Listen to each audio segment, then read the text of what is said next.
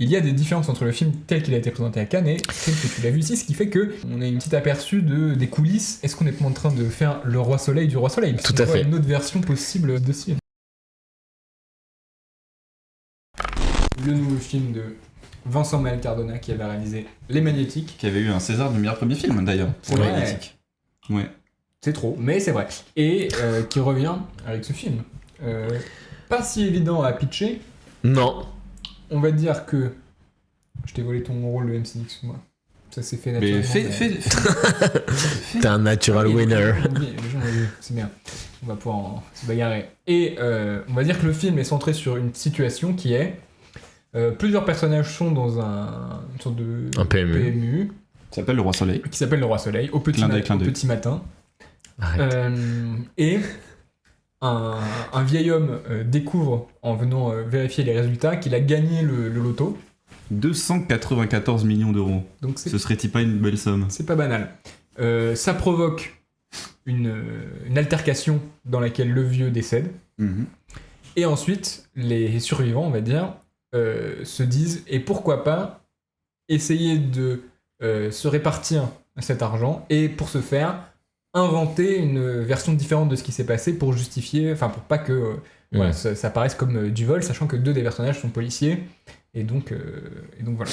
Finalement, ça ressemble un peu à ce que tu reprochais à Pris au piège de ne pas être, c'est-à-dire un film avec une direction, et on va s'intéresser à tous les virages qui vont avoir C'est ça. lieu pour essayer d'arriver C'est pas faux. à c'est cet pas objectif. faux. Mais il y a plus qu'un point commun entre Le Roi Soleil et Code Ceiling, qui sont un peu deux films de petites frappes, un peu autour simplement d'une question d'argent, d'un MacGuffin, où vont se déployer un peu des mélanges de drame et de comédie. Sauf qu'il y a une version américaine et une version qui essaye d'être américain. On peut peut-être dire que dans cette galerie de personnages hauts en couleur, il y a tout un tas d'acteurs qu'on connaît. Hein. Donc les deux policiers sont joués par Sofiane Zermani, aka Fianso, qui est un peu le personnage principal du film pendant une partie en tout cas. Et Pio Marmaille. On a Panayotis Pasco qui joue un jeune infirmier, Lucie Zhang qui joue la serveuse du PMU.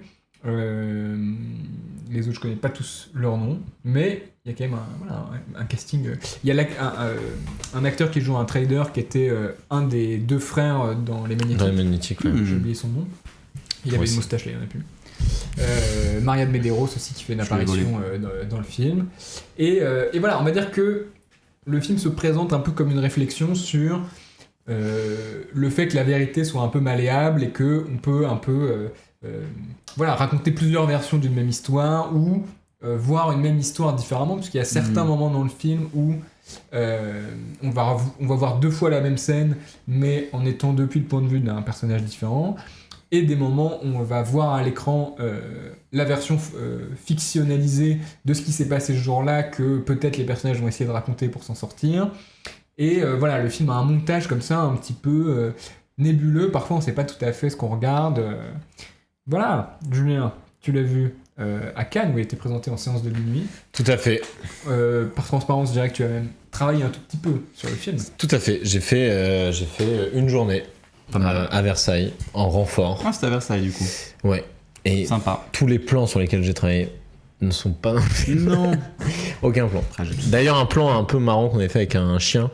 Il y a un chien Ah oui, il y a des chiens. au début du film. Arrête, tu adores les chiens. J'adore les chiens, mais là, ça n'a aucun sens vraiment. Et le plan était hyper cool, mais en fait, c'était le plan qui faisait transition de... Il y a un flashback, enfin, il y avait à la base un flashback dans le film qui est devenu une scène d'intro maintenant. Mhm. Et en fait, à la fin, quand on revenait à ce flashback, en fait, on devait resuivre le chien qu'on suit au début. Et c'est lui qui nous emmenait vers un retour en passé. Donc en fait, il y avait le chien et on suivait le chien et d'un coup, il y a une calèche qui passe à côté. Et on se dit, mais qu'est-ce qui se passe? En quelle année Ils se sont rendus compte que ça n'avait aucun sens de mettre des plans depuis le point de vue du chien dans le film. Du coup, ils se sont dit, on va l'enlever. Arrête. Ils auraient dû. Bah, il y est quand même. Il y est quand même. Mais oui. Voilà. Il nous C'est un emmène personnage que de- j'ai pas cité dans la galerie de personnages. À un moment, il y a le point de vue du chien comme ça. C'est vrai qu'il y a des renifle plans. le sol. C'est vrai. C'est vrai. Il y a des POV du chien. Il y a des POV du chien. Pourquoi pas. C'est dans le générique de début. Ouais, C'est ouais, bien. ouais. Bah, fond noir, ça marchait aussi. Hein. Julien, peut-être tu peux commencer. Je suis complètement code stealing. Je suis en piège. Toi, tu avais plutôt aimé le film quand tu l'as vu. Moi, quand je l'ai vu à Cannes, ça m'avait vraiment convaincu. Ouais. Sachant que il y a des différences entre le film tel qu'il a été présenté à Cannes et tel que tu l'as vu ici, ce qui fait que, ce qui est assez rare, mais on a un petit aperçu des coulisses. Ouais. Finalement, est-ce qu'on est pas en train de faire le Roi Soleil du Roi Soleil? Tout à fait. Une autre version possible de ce film. C'est exactement ce que j'allais dire. Le Godard des jeux de mots, ce mec. Non, mais je trouve que c'est particulièrement amusant avec ce film parce que le film traite de ça, qu'est-ce que ça veut dire finalement raconter une histoire. Enfin. Bon courage, mon pote. Non, parce que dès que je vais dire. C'est vrai que c'est peut-être difficile. Le film parle de ça, je m'attends pour vous regarder. Ah bon? Ouais. Est-ce que tu préfères qu'on commence par détruire et que tu essayes de le sauver plutôt que. Ou sinon, on promet de se taire. On promet d'attendre. Non, mais vaut mieux que tu commences sur ce qui t'a plu et un peu les différences, comme ça nous donne une très, image très un peu globale. Et on réagit pas, on te laisse dérouler. Attends, je commence par les différences ou par ce qui m'a plu du coup? Comme tu veux. Qu'est-ce qui t'a plu à l'époque et est-ce que c'est toujours dans le film tel que tu l'as vu? C'est ça, alors oui. Alors peut-être que je peux commencer par ça. Moi j'ai préféré la version que j'avais vue à Cannes à celle-là. En fait, je suis même assez sûr de... j'ai vraiment bien en tête quelles sont les différences avec le film que j'ai vu il y a quelques jours. Parce que j'ai pas vu une fois le film à Cannes, j'ai vu une fois le film à Cannes. Et après je l'ai revu quand il est passé au Festival de Valence en avant-première. Okay. Oui. Il y avait Fianso et Vincent Maël Cardona qui présentaient la séance. Et moi j'avais vu le film du coup une semaine et demie avant, mais ça m'avait tellement plu que j'y suis retourné quoi. Donc j'ai vraiment une idée assez précise de ce que le film était à ce moment-là. Il était identique entre Cannes et ça, oui. Oui, il était tout à fait identique. J'ai l'impression qu'il y a eu pas mal de... Enfin, j'imagine qu'ils ont changé des trucs pour des retours qu'ils ont eu à Cannes. Il y a notamment beaucoup de moments un peu sombres du film qui ont fait rire des gens. Et je crois que... Mais bon, enfin... En fait, je me suis dit, c'est bizarre parce que de toute façon, le public cannois, il est étrange, quoi. Enfin, dans tous les cas, c'est pas du tout... difficile. Mais c'est pas du tout c'est pas du tout une audience test. Déjà, c'est minuit, t'es avec un public de gens qui font que voir des films toute la journée ou faire la fête ou les deux. Je pense que... Enfin bref, je sais pas si c'est seulement depuis la projection cannoise qu'ils ont décidé de changer ces trucs. Moi, ce qui m'avait plu dans la première fois que j'avais vu le film, c'est... En fait, on est dans une sorte de dédale d'histoire, c'est-à-dire que on a l'impression que ça va être un film sur du multi-point de vue, mais en fait, c'est pas vraiment, c'est pas du tout ça. C'est plutôt un film qui illustre et qui traite des versions d'histoires différentes que ces personnages vont se raconter. Et en fait, plus le film avance, plus il dysfonctionne un peu à cet endroit-là. Et il y a tout un truc un peu méta même qui se développe. Alors, je sais pas si c'est... on est d'accord, il y a plus la séquence. Ça, j'ai un peu fermé les yeux. Parce que je notais des trucs sur mon téléphone pendant la séance, là, vu que j'étais tout seul en salle. Il y a un moment explicitement méta, si c'est ça la question. Oui. Mais en fait, il y en avait un deuxième. On est d'accord que quand il y a un moment, Pio et Lucy Zhang font une petite balade, ils partent à un endroit, ils sont dans des couloirs un peu sans fin, et à ce moment-là ils passaient dans une cabine de projection. Il n'y a plus ce truc. Ah non. D'accord, ok. Bon, du coup t'avais un deuxième moment un peu où les personnages sortent un peu du film, ce qui t'aurait sans doute plu. J'aurais adoré. Je me serais léché les doigts. Et non, en fait, moi j'avais beaucoup aimé ce mélange de thriller. Lèche les doigts, ton côté heureux. Non, tu dis. Non, en mode c'est délicieux, donc je m'en lèche les doigts, c'est une expression, non? Ouais. Ah oui. It's fingers licking good, comme dirait le colonel. Oui, c'est parce qu'ensuite, quand tu manges le poulet, il t'en reste sur les doigts. Oui. Alors que là, Clément, il est au cinéma, il est à côté de moi, et je l'entends faire. Mais je lèche les doigts quand je vais au cinéma, c'est pas. On se connaît bien. Mais du coup, ce qui m'avait plu, c'est cette espèce de mélange donc, entre un thriller qui dégénère de plus en plus, avec cette espèce d'histoire qui accélère, et avec ces personnages qui, en fait, plus ils essaient de rattraper leurs conneries, et plus il y a des choses qu'ils ont pas prévues qui arrivent. Ressortent avec l'argent. Mais bercé dans cette histoire un peu voilà qui se parasite elle-même, qui dysfonctionne. Il y a un effet comme ça au tout début du film que du coup toi tu n'as pas du tout aimé, mais qui moi est le moment où le film a vraiment accroché. C'est-à-dire qu'on arrive dans le PMU, le Roi Soleil, on découvre Panayotis qui fume une clope dehors, Qui parle au téléphone, qui se fait interrompre par Lucy Zhang il re-rentre dans le PMU. Ensuite, on découvre tous les personnages. On suit un dialogue entre Pio, Marmaille et Fianso. On retourne au patron du PMU qui va demander à Lucy Zhang si elle a fait le sandwich pour Panayotis. Ce quoi lui répond bah non, on n'a plus de jambon, etc. Ouais. Il dit bah va le prévenir, demande-lui. On la suit sortir. Et là, en fait, on est de retour au début. On a fait un léger saut en arrière dans le temps. Voilà, mais on l'a pas. C'est-à-dire qu'on a l'impression que le film s'est enroulé sur lui-même et qu'on est dans presque une boucle temporelle, quoi. Et en fait, il y a 2-3 moments comme ça où le film et en fait ça c'est pas vraiment une histoire de point de vue, quoi. C'est pour ça que je suis pas d'accord avec ce que vous disiez sur le multi-point de vue. C'est que en apparence on a l'impression que ça va être ça, mais en fait là on n'est pas plus du point de vue finalement de Lucy Zhang que du point de vue de Panayotis. Enfin, c'est pas là que l'enjeu. Bah, c'est un peu le cas, c'est-à-dire que la caméra est accrochée plus à elle et on la voit. On regarde plutôt la scène du point de vue physique, en tout cas, de Lucy Zhang. Alors, pas vraiment, parce que t'as un peu le même plan de loin, qui est loin dans l'arrière-salle et qui la suit en travelling gauche-droite, qui faisait la même chose avec Panayotis avant.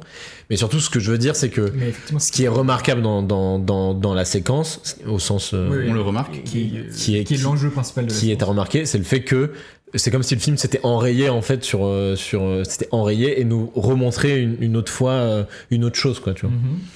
Et du coup, en fait, à partir de ce moment-là, parce qu'il y a tout un truc où quand les personnages vont imaginer un futur possible, enfin une histoire possible qu'ils pourraient raconter pour s'en sortir avec le fric, le film, enfin on met du temps à comprendre que c'est une histoire aussi. Enfin il y a tout un truc où le film joue sur une sorte de mystère comme ça, en tout cas au début, et de confusion, et qui l'alimentait un peu avec tous ces délires, enfin avec ces quelques moments méta qu'il y avait dans le film, qu'il y a toujours au début où je pense que c'est pour ça notamment que la petite fille du vieux, quand il l'appelle au téléphone, en fait elle est dans des coulisses, elle est dans des traverses de théâtre ou de studios de cinéma. En fait, enfin il y a presque un truc où tu pourrais croire que c'est le décor du film que tu es en train de regarder. D'autant plus que pendant ce mini-segment, on est surpris de la possibilité du téléphone de sonner alors que quelque chose est en train d'être joué en même temps en bas. Oui, c'est un peu un... Ah oui, ouais. Quand elle décroche, c'est un peu curieux. Ouais, bah pour moi, c'est genre... Ils sont en pré-light, en fait. Enfin, c'est un truc comme ça. C'est un terme du métier. C'est un terme du métier. Non, et du coup, ce qui m'a plu, c'est que le film s'interroge sur... en gros... c'est quoi raconter une histoire, mais on constate ce besoin qu'on a de se raconter des histoires et d'imaginer des futurs ou des versions où on est mieux, quoi. Sauf qu'à partir du moment où on fait ça, ça veut dire que l'histoire est racontée ou en tout cas tenue en laisse par quelqu'un. D'où le chien. Du coup, c'est pour ça que je pense que le film a autant de choses un peu méta, c'est pour un peu nous rappeler qu'on est aussi face à un film qui est raconté par quelqu'un de ça. Et c'est pour ça que la séquence de fin, qui est devenue la séquence de début avec le vrai Roi Soleil, non pas le bâtiment cette fois-ci, mais bien l'humain Louis XIV, était, je trouve, si pertinente que ça à la fin. C'est parce qu'en fait, en gros, on arrivait à la fin du film en disant on voit le grand Manitou un peu de toute l'histoire. Mais qu'est-ce qui se passe ? Et en fait, à la fin, on nous dit c'est simple. Cette histoire, elle naît d'un schéma aussi, et elle naît de justement la volonté. Enfin, en fait, ce qui marche dans l'illusion du loto, c'est que justement ce que dit Panayotis à un moment, à partir du moment où tu achètes ton ticket, tu te mets à rêver et potentiellement imaginer ce qui pourrait t'arriver. Et en fait, c'est ça qui te fait dépenser l'argent pour acheter ton ticket, cette espèce de besoin un peu viscéral. Tu te mens un peu à toi-même d'une certaine manière. Voilà, mais même presque primitif, de se dire en fait on a besoin d'histoire pour on est des bouffeurs d'histoire, quoi. Et du coup ce parallèle avec le cinéma qui en fait est une machine à raconter aussi. Et du coup où est-ce que je voulais en venir, là je trouve que ce qui est moins fort dans cette version, notamment à ce moment-là, quand Panayotis fait toute cette tirade sur le ticket du loto, en fait comme t'as déjà eu la séquence avec le Roi Soleil au début du film, ça fait vraiment redite, quoi. Ça fait vraiment... tu te souviens ce qu'on a expliqué au début, qui en plus était assez long, parce que du coup, je trouve que la séquence fonctionnait pour clore le film. Elle prenait son temps, on se disait, mais qu'est-ce qui se passe ? D'un coup, on a un saut dans le temps. Donc, on avait besoin que les personnages parlent un peu au début, même pour ne rien dire, pour un peu identifier vraiment où on est, tout ça et tout. Surtout que ça faisait une sorte de retour dans le décor du début. Dans le décor du début du film. Alors, et du coup, il reprenait des choses que cette partie avec Panayotis avait un peu commencé à saupoudrer, quoi, tu vois. Alors que là, le fait de l'avoir dans l'autre sens, ça procure un peu le sentiment inverse où moi, je trouve que quand Panayotis dit sa réplique, je trouve ça hyper souligné, du coup. Et c'est vraiment, tu sais ce qu'on a expliqué au début, regarde, ça revient dans les paroles de ce personnage. Et surtout, en fait, je trouve que le film avait pas besoin de ça parce que pour moi, juste comment est-ce que vont finir ces personnages, comment ils vont s'en sortir, ça suffisait à me tenir en haleine pendant tout le film, quoi. J'ai une mini question pour toi. Le film, là, dans cette version-là qui est en salle, qui est largement distribuée, c'est donc la séquence avec Casanova et le Roi Soleil. Ouais, ensuite, une sorte de plan qui nous préannonce la fin du film, où on voit Pio Marmaille, Lucy Zhang, des pieds dans une tache de sang, etc. Ensuite, la séquence donc, avec le trader à Versailles. Ouais, voilà. Et comment commençait l'autre version ? Est-ce que ça commençait direct à Versailles ou il y avait ce plan amorce ? En fait, la séquence de fin qui finit par le plan avec Lucy Zhang et Pio et qui finit dans les escaliers, ça, tu prends ce bloc et c'était vraiment la fin du film. D'accord. Genre, ça finissait exactement comme ça. Bien que avant, il y avait en gros Lucy Zhang et Pio finissaient en fait avant cette séquence, avant ce retour en arrière à Versailles et ce plan avec Pio et Lucy Zhang, on avait une autre séquence avec Pio et Lucy où les personnages, où on allait plus loin dans l'action. Et du coup, les personnages ça finissait pas très bien pour eux, quoi. Et donc, ça veut dire que le film commençait par une musique sourde de teuf en fond et plan du trader avec cette espèce de miroir infini, du coup, de toutes les toutes les histoires possibles, et tout sa tirade sur l'histoire, le fait que savoir l'histoire te permet de connaître le futur. Il y a tout un truc déjà un peu méta qui se dessinait. Et du coup, cette espèce de déambulation dans Versailles complètement bizarre. Terranu qui nous dit sur YouTube, ça fait beaucoup d'introductions du coup dans cette version salle. Et bien, oui, tout à fait. C'est bien vrai, puisque du coup, le film met bien 25 minutes à arriver quasiment, peut-être exagère, mais 20 minutes à arriver vraiment au PMU. Et surtout que je trouve le film marche, enfin je m'étends encore un tout petit peu, mais le film marche vraiment dans son côté huis clos, quoi. Avec dans ce décor du PMU. Moi, j'aime beaucoup la façon dont justement le décor il est pensé, avec ces espèces d'arrière-salles infinies où plus on avance, en fait, plus le film part en couille et plus on se dit mais qu'est-ce que c'est que cet endroit ? Il y a un diner, il y a un karaoké, il y a des catacombes. Il y a des catacombes qui sont sans fin. Du coup, il y a une salle de projection dedans. Et du coup, la salle de projection c'était pas mal parce que je trouve que tu mettais, même tout le truc sur il ferme le rideau. Enfin, il y avait tout un truc un peu de. On a l'impression d'être en coulisses de l'histoire. Enfin, voilà, de voir des comédiens qui répètent l'histoire qu'ils vont devoir raconter, en l'occurrence aux flics, et voilà. Et c'est ça le cœur du film, et c'est ça qui te conduisait, qui te tient en haleine tout le long. Et je trouve que d'ailleurs, mais ça c'est quelque chose que je pensais déjà dans la version Cannes, je trouve que les moments où le film sort du PMU sont vraiment parmi les moments les plus faibles, quoi. Et je parle pas des moments où ça sort parce qu'on se raconte l'histoire. Quand Fianso va chercher Lucie, c'est vraiment, et en plus, ça sert pas à grand chose en fait. Ça sert juste à expliciter qu'on perd du temps d'une façon X ou Y. Oui, mais en fait, tu pourrais avoir limite, je trouve ça presque plus intéressant qu'il l'appelle et qu'on ait juste les téléphones, que Pio les ait au téléphone, tout ça et tout. Je pense que c'était juste pour un peu pouvoir couper dans la séquence avec Lafayette, donc la propriétaire qui arrive à ce moment-là, qui est du coup un clou de plus dans la chaussure, quoi. Le fait qu'elle s'appelle Lafayette est énervant, je trouve. Voilà. De quoi ? Le fait qu'elle s'appelle Lafayette en mode c'est la royauté, clin d'œil. Oui. Atroce pour moi, atroce. Voilà. Est-ce que on charge nos fusils ? Bien sûr. Non mais c'est intéressant ce que tu lis du film, Julien. Après, moi j'ai l'impression que c'est une allégorie qui qui bute contre la façon dont ça devient la forme du film, en fait, si tu veux.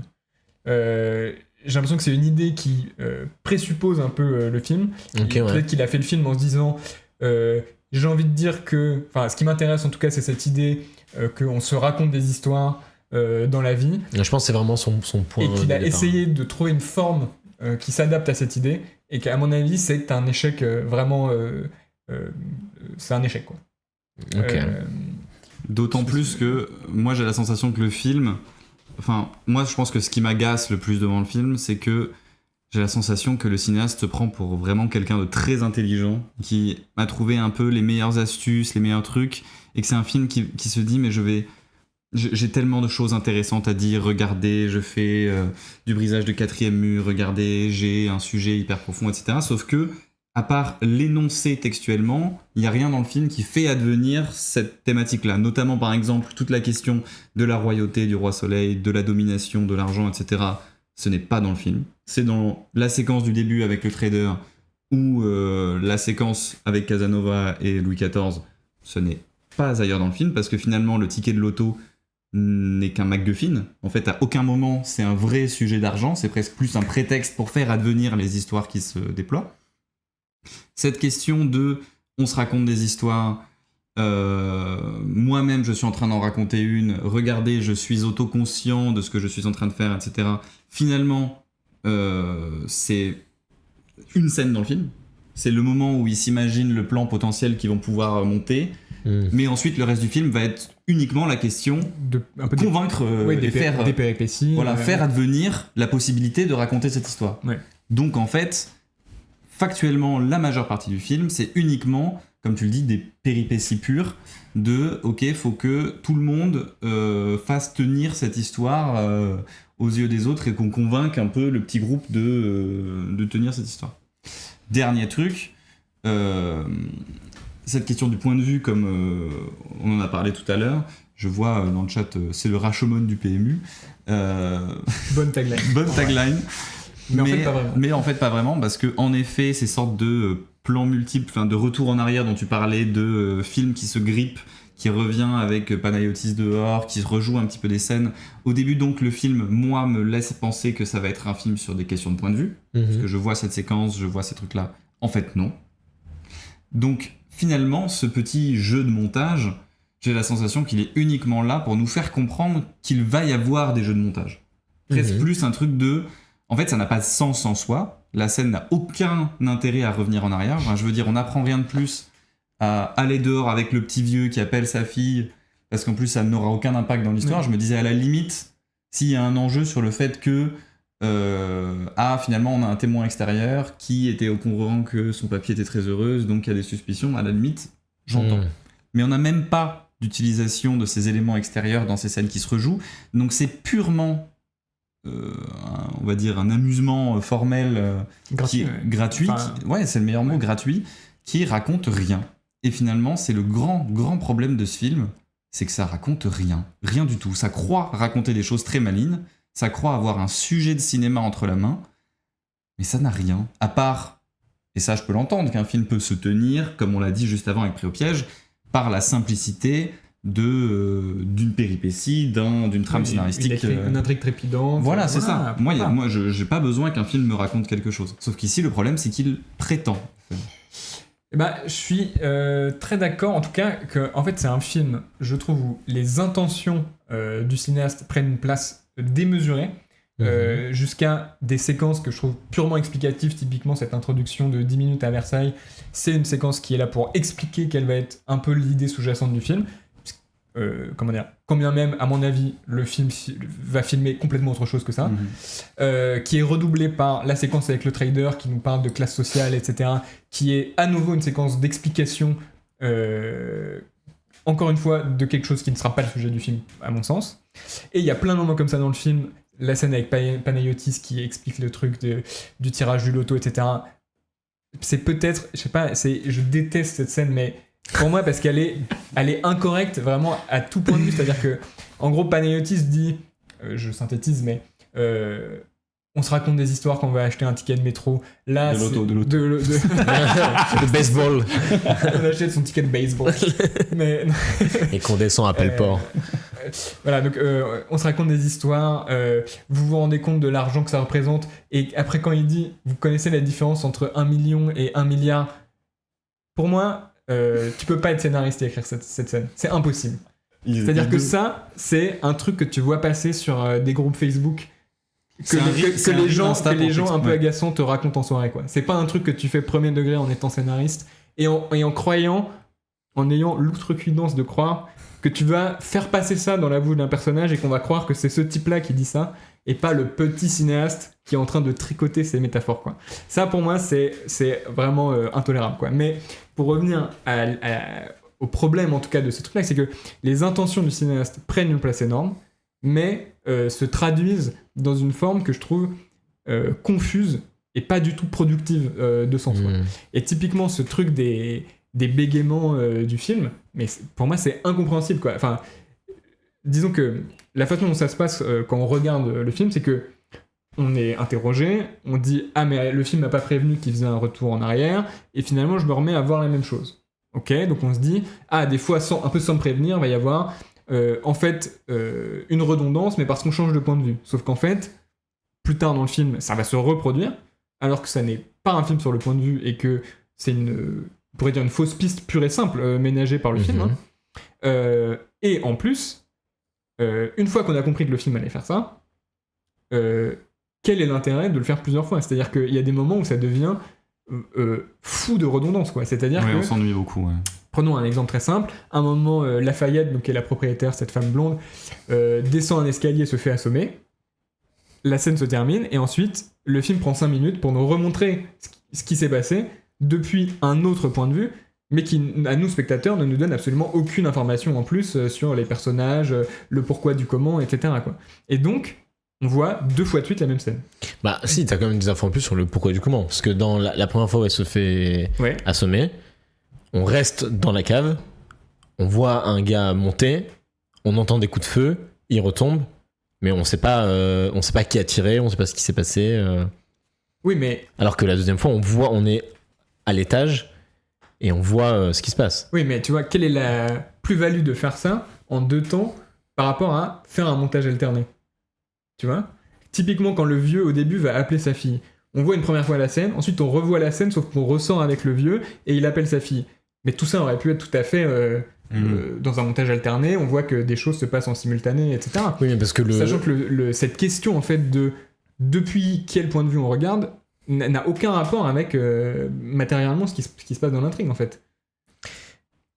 Tu vois, genre là, la séquence que tu décris, ok, elle se fait assommer, ensuite on voit pas ce qui se passe. Mais pourquoi on voit pas ce qui se passe ? Parce que le film fait exprès de pas nous le montrer, pour ensuite inventer un deuxième axe, et nous le montrer dans ce deuxième axe, sauf que du coup, en gros, au final, on voit la même chose, c'est juste qu'il y a un duplicata de 5 minutes au milieu.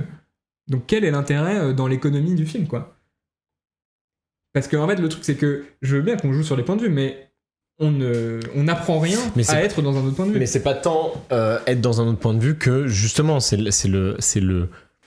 la façon dont le film décide de raconter son histoire, quoi, tu vois.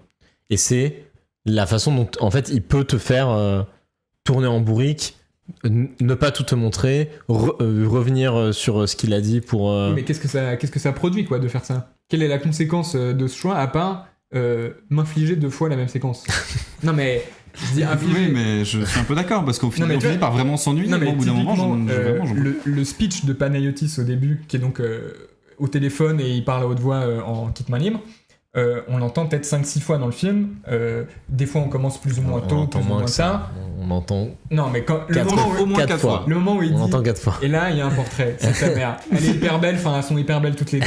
Et je sais que quand je vais appeler une famille, quelqu'un va décrocher et que ça va être elle. Bon, bref. Ça, on l'entend franchement au moins 4 ou 5 fois dans le film. Des fois plutôt le début, des fois plutôt la fin et tout. Mais. Et.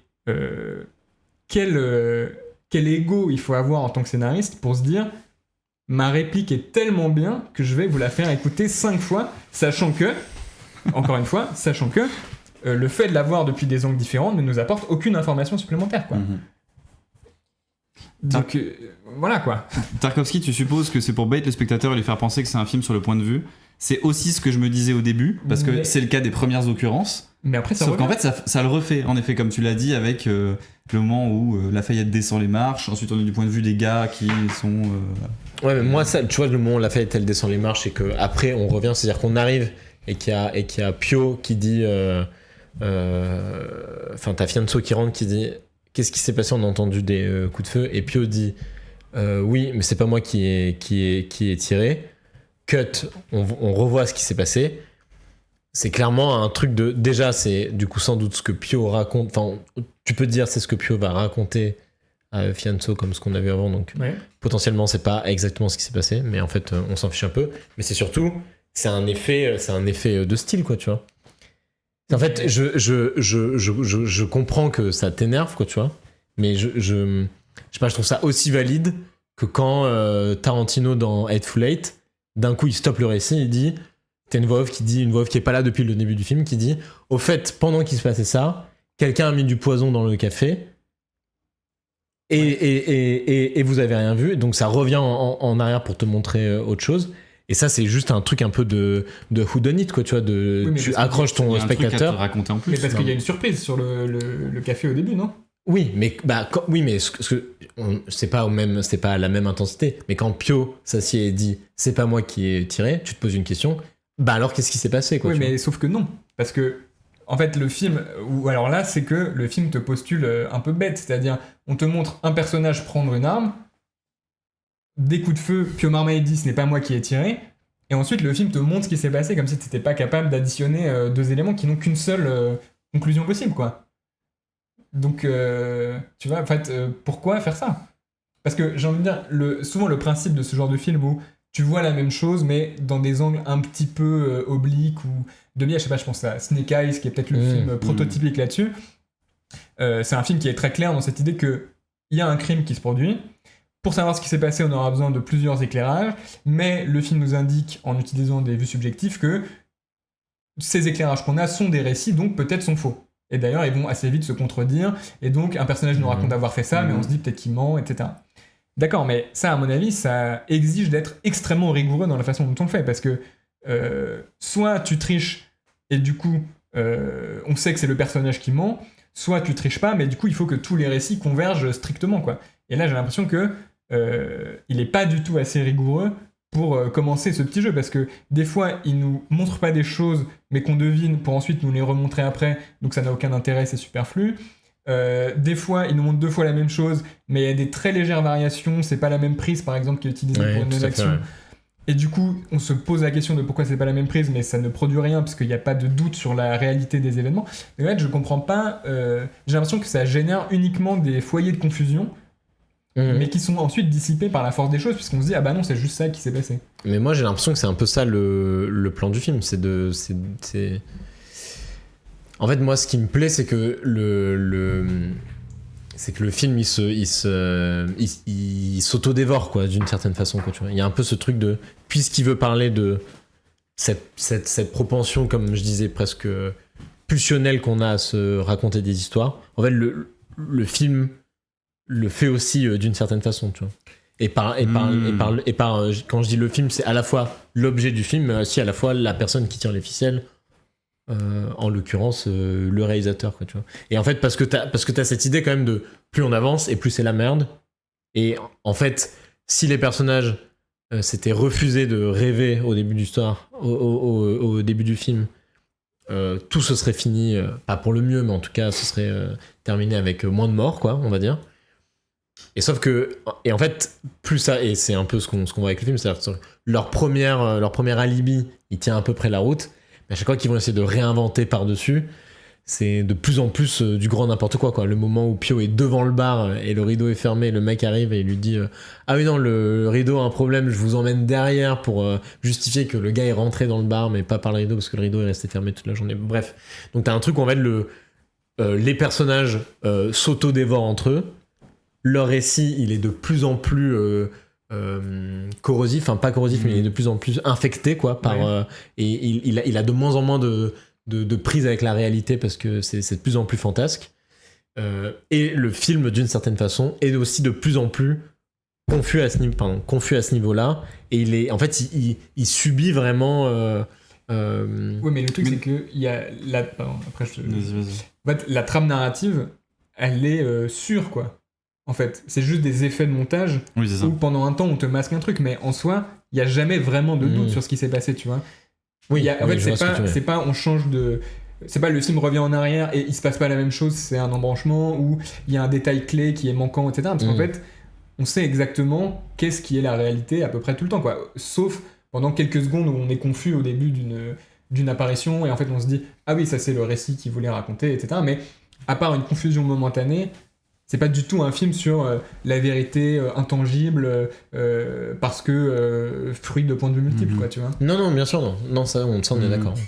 Ce qu'il aurait pu pourtant travailler, enfin je veux dire, il y a en effet cette séquence de plans travaillés qui ensuite va être interrompu en plein milieu par, il me semble, Lucy Zhang qui dit ah il y a un truc qui marche pas, ou en tout cas, ou c'est Pio qui dit ah qu'est-ce que je suis censé dire, bref. C'est elle qui remet en scène.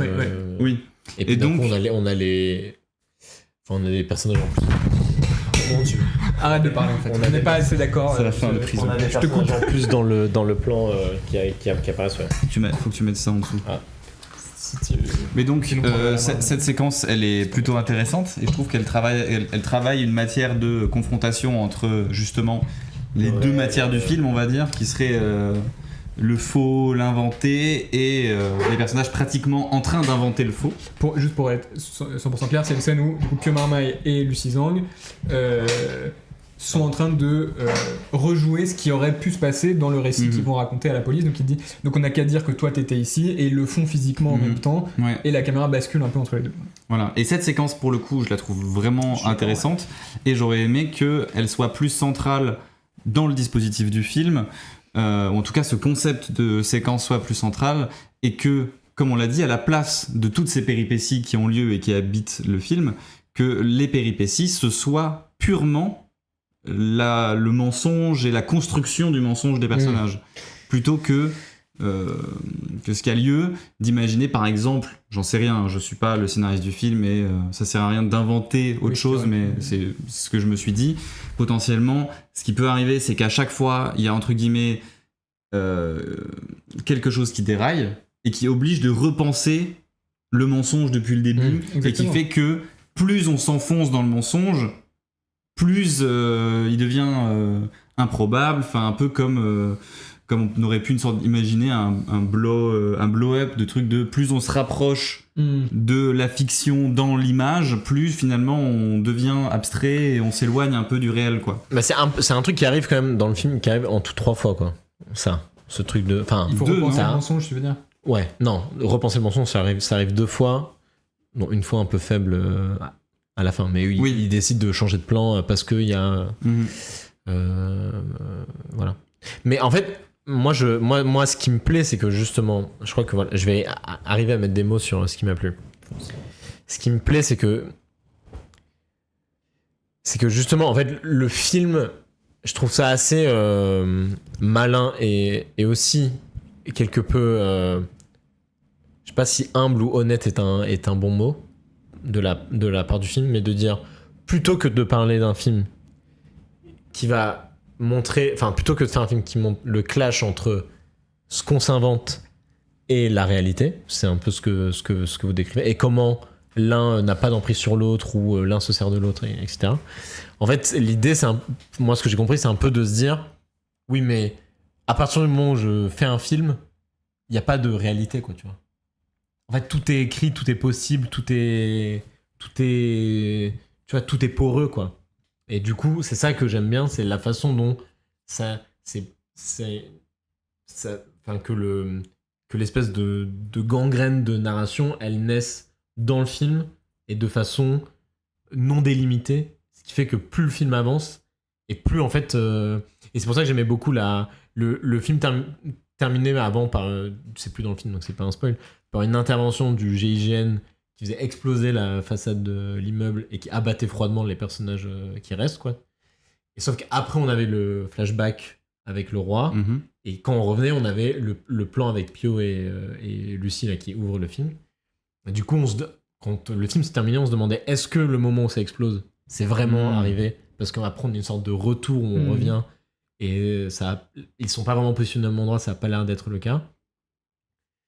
Et en même temps, c'était hyper... Enfin, cette espèce de flashback à la fin du film, c'était hyper... c'était hyper placé, quoi, tu vois, comme ça faisait...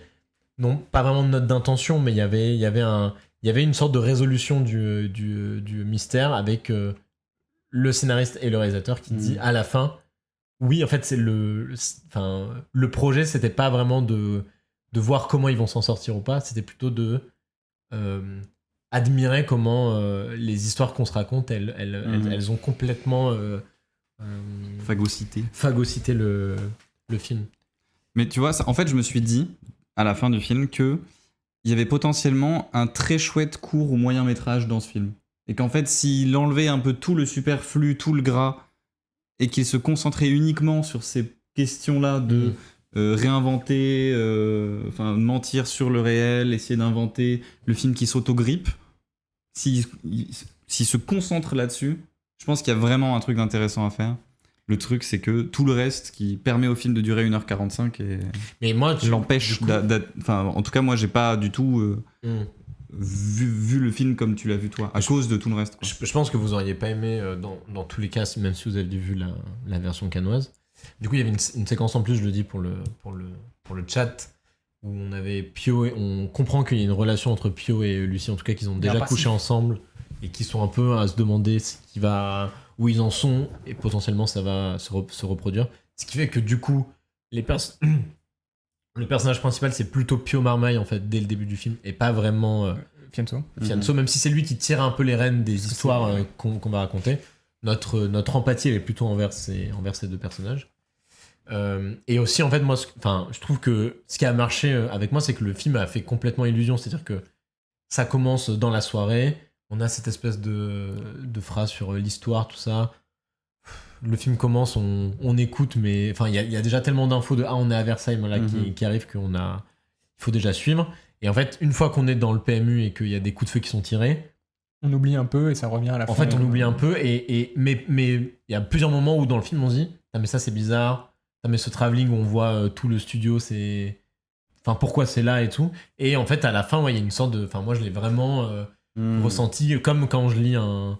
Enfin, comme quand tu lis une sorte de bonne résolution, quoi, tu vois, de polar, quoi. Enfin, en tout cas, avec avec un espèce de puzzle, mais après, je suis d'accord, c'est un puzzle d'intention, en fait. Un peu. Ouais. C'est-à-dire que tout le film, on a cette histoire de ticket de loto et tout, mais on se dit, mais déjà, où est-ce que l'histoire, elle va aller, mais surtout, où est-ce qu'il veut en venir pourquoi est-ce que je suis en train de regarder ce film, quoi. Oui, ce qui fait que, comme tu l'as dit Clément tout à l'heure, tous les moments d'intention qui arrivent dans le film sont d'une immense lourdeur parce que ça vient te réexpliquer ce que tu as déjà compris depuis la première séquence. Encore une fois, je pense que de toute façon on pourra jamais savoir, mais je pense que vous n'auriez quand même pas aimé le film c'est peu probable dans cet ordre-là, mais je trouve que ça change, vraiment je trouve que ça change énormément et je sais plus ce que je voulais dire. Et oui, là, en effet, il y a un truc un peu lourd où, quand on a la réplique de Panayotis au milieu, ça vient ressouligner le truc, quoi. Je tiens quand même à reconnaître un truc que je trouve vraiment super dans le film, c'est la photo. Ah, la photo, moi, je sais pas... T'as sûrement le nom du chef-op. C'est Brice Panko, ça ? Ouais. Brice Panko ? Ouais, c'est ça, ouais. C'est un formidable travail. J'ai souvenir que la photo des Magnétiques c'était lui aussi, j'imagine, qui était un peu... similaire, avec pas mal de flair, de douceur et tout. Mais là, il y a en plus un truc où on passe du chaud au glauque au froid à la fin. Enfin, il y a un truc sur les teintes de peau qui est... Et pour le coup, c'est vraiment la plus grande qualité du film. Je pense que le travail de photo et que le chef-op est sûrement voué à une très belle carrière. Je trouve qu'il y a beaucoup de plans et qui sont quand même... Enfin, moi, c'est plutôt un film... qui m'a plu, quoi. Et du coup, ce que tu vois, cette espèce de ramification du décor aussi, avec ces sortes de dédales sans fin. Mais qui finalement, en fait, reboucle toujours dans le bar. Oui, c'est ça, ouais. Je dirais deux trucs. Un, pas très important, et un plus important, mais... Le premier, c'est que... T'as mangé des pâtes ce midi. Bon. C'est ça. C'est anecdotique. J'ai pris Arabiata. Ce qu'on sait pas forcément. Non, c'est que je suis d'accord avec Loïc que j'aime vraiment bien la séquence où Pio Marmaille et Lucie Zhang commencent à organiser et que là, il y a une vraie idée de mise en scène qui est que la caméra va transiter sans nous le dire, mais on le comprend entre ce qui se raconte et eux qui sont en train de le mettre en place, et que cette scène-là, elle est bien parce que la métaphore sur le cinéma, raconter des histoires, elle est organique, quoi. C'est-à-dire, elle sort directement de la séquence, même si, là où, même sur cette scène, je bloque un peu, c'est que, déjà, elle arrive tardivement dans le film, et disons que cette idée de dire on va essayer de raconter une histoire qui paraisse crédible et où tout va faire sens, à mon avis, elle fonctionne que, je parlais de rigueur tout à l'heure, mais elle fonctionne que si l'avancée du film est parfaitement rationnelle, tu vois. Et du coup, on se dit, il faut trouver une explication logique pour chacun de ces éléments, et on peut prévoir ce que les gens vont dire, c'est-à-dire, si tu dis ça, ils vont se dire, mais alors pourquoi ce truc-là n'a pas eu lieu, et tu vas devoir contre-argumenter, et donc ça devient... voilà. Mais à mon avis, le problème, c'est que le film à côté... est mal écrit pour le dire vite, mais repose sur des incohérences, même du point de vue de l'intérieur de la fiction. Ce qui arrive à Fianso, c'est n'importe quoi. Ça, on peut le dire, c'est n'importe quoi. J'aime bien ça, Il y a un moment où, aux 2/3 du film, les personnages deviennent tous fous et se tuent tous les uns les autres sans aucune raison. Enfin, en fait, les personnages ont tout le temps un comportement irrationnel, ce qui fait que on sait que de toute façon, on pourra pas jouer à dire donc ça aurait été logique que tu fasses ci, que tu fasses ça, parce qu'ils font tous n'importe quoi. Donc déjà, ça m'agace. Et tu rentres ton deuxième point. Je passe au deuxième. Là tout de suite. Ouais. Ok, moi du coup par rapport à cette question des personnages, je pense que c'est aussi une grande faiblesse du film.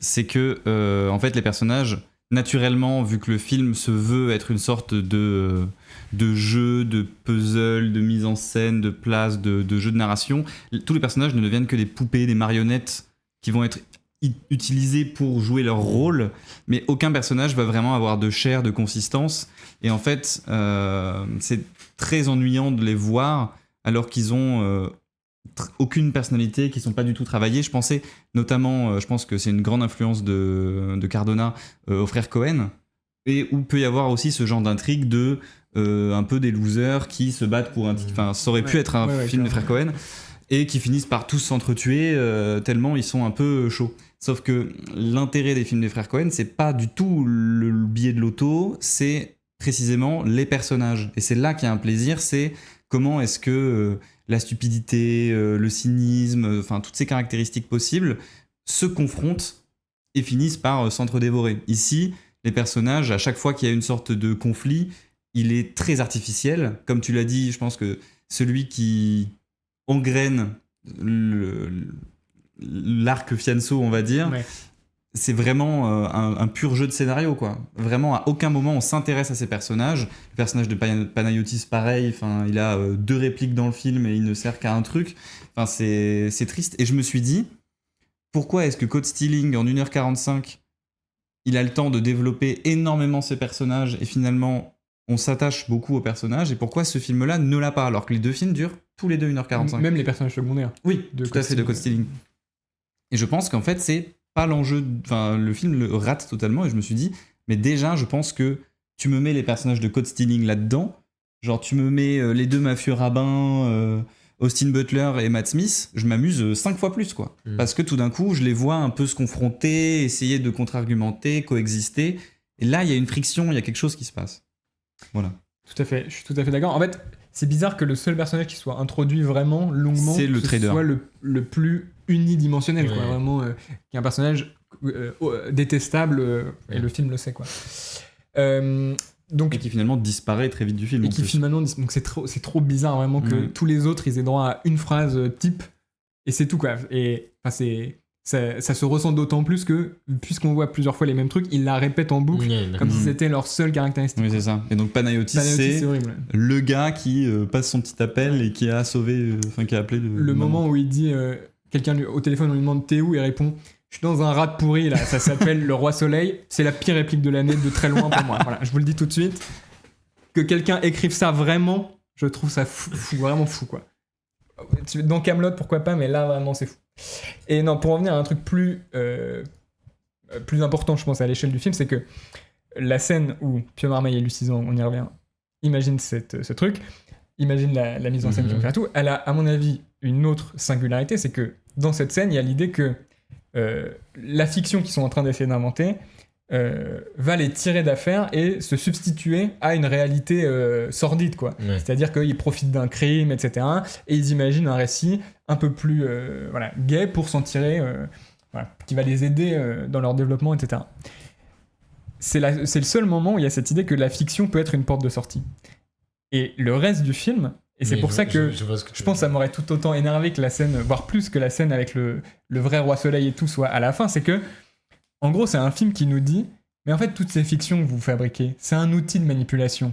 Et moi, cinéaste, je participe à cette manipulation. C'est vrai. Mais en fait, si tu détestes le cinéma, ne fais pas de film. Tout simplement, quoi. C'est-à-dire, qu'est-ce que c'est que cette idée atroce de dire... En fait, c'est presque un double... c'est presque à deux niveaux. C'est-à-dire, lui sabote, on va dire, la fiction de son propre film pour nous expliquer que, dans tous les cas, les fictions sont des manipulations, quoi. C'est-à-dire que lui fait exprès de rater ou de faire bégayer son film parce que il pense que la fiction, dans tous les cas, est une tromperie, une duperie qui est là pour nous manipuler, quoi. Mais... Enfin, je veux dire, c'est fou quand même d'en arriver à cette idée-là. Et je précise quand même... Dans un film, quoi. Je précise que, à la limite, si c'était juste pour nous manipuler, je pense que plein de cinéastes en sont conscients. Oui. Et que plein de gens qui considèrent le cinéma comme un grand art en sont parfaitement conscients. Mais que c'est une manipulation qui nous fait réfléchir. Oui, mais qui est consentie, quoi. Voilà, mais de un qui est consenti et de deux qui nous fait réfléchir, qui nous fait regarder le monde différemment. Là, en se comparant avec Casanova... C'est vraiment un truc de je vais leur faire oublier qu'ils ont faim et à la place d'acheter du pain, ils vont payer pour aller voir mon film. C'est ça. En plus, quelqu'un tout à l'heure le disait dans le chat, c'est-à-dire eux ils achètent leur ticket de loto, nous on achète notre place de cinéma, quoi. Donc on est vraiment les dindons de la farce au carré presque du truc, quoi. C'est-à-dire on paye pour voir une fiction un peu mal foutue qui nous explique en plus que aller voir des fictions c'est se leurrer, quoi. Mais t'es un monstre en fait. C'est d'un cynisme terrible. Je termine là-dessus, mais à mon avis, le film, s'il y avait un autre film auquel il me fait penser, et c'est pas un compliment, c'est Usual Suspect, même si je préfère Usual Suspect à peu près tous les niveaux possibles, mais qui sont deux films qui en gros nous racontent une histoire et nous disent à la fin, mais tu es bête d'avoir cru à ce que je t'ai raconté, quoi. Voilà. Et je trouve que c'est vraiment la posture la plus irrespectueuse qu'on peut imaginer par rapport à son spectateur, quoi. Mais là, le film ne dit pas du tout ça. Il dit un peu ça, il dit de toute façon c'est pour te leurrer, quoi. Il y a un truc un peu ce Bum Lennon, il parle de ça, Bum Lennon? Non, mais genre ça dit vous êtes des prolos mais je sais qu'il y a un truc où il parle de ça, mais il y a un monologue connu de la société avec un grand S, quoi. Ouais, de la saucisse. Voilà, donc c'est de fait, je dirais par voie de conséquence, un des films que j'ai le moins aimé, vraiment, que j'ai vu cette année, quoi. Parce que, à mon avis, c'est un film qui te dit vraiment... moi, il n'y a pas photo. Je sais pas, qui va vraiment volontairement contre tout ce qui fait que le cinéma est beau, quoi. C'est-à-dire la capacité de croire en la fiction, de s'y reconnaître. Je sais pas, je veux pas rentrer dans un truc un peu à la valeur sentimentale, en mode les films nous réparent et tout, tu vois, mais... Dire que le cinéma et toutes les fictions sont des instruments de manipulation et s'en féliciter avec une forme volontairement trompeuse, je trouve ça vraiment horrible, quoi. Moi, je vois plus comme un regard un peu cynique, quoi, tu vois, sur ça, mais pas vraiment... Ouais, mais du coup, il y participe activement, c'est ça qui est horrible, quoi. Est-ce qu'à la limite, moi, un cinéaste qui a ce point de vue-là et qui dit activement « je vais casser ça et je vais vous permettre autre chose », mais là, il énonce clairement que il est un film parmi tous les autres. Qui va exprès dans l'impasse en mode mais regardez, de toute façon, je vous manipule, en fait. Je vous manipule en vous montrant 3 fois le même truc, je vous manipule, vous pensez qu'il y a un truc dissimulé, mais en fait, on s'en fout, parce que de toute façon, tout ça, c'est un film dans le film, c'est un truc, quoi. Et je trouve ça horrible, vraiment horrible, quoi. Ouais, mais... Ouais, je suis assez d'accord avec mais les expériences formelles... Si c'est voir 2 fois Panayotis Pasco, oui, avec tout le respect, hein, mais... Je pense que Panayotis mais je pense pas que c'est est desservi par le scénario à fond.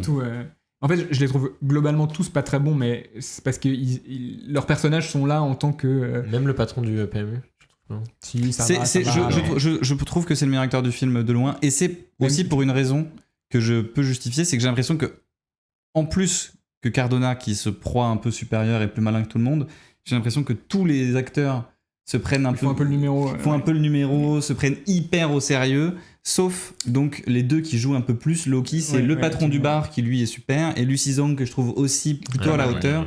Mais tous les deux parce que les acteurs se savent hyper importants, se prennent pas au sérieux. Quoi. Même si j'avoue qu'au début, le moment où elle dit à Panayotis, il y a plus de jambon, il dit vous avez quoi? Elle dit je sais pas, du thon. Oui, c'est vrai. Nul. Voilà. Désolé, mais je suis obligé de dire les gros mots, mais nul.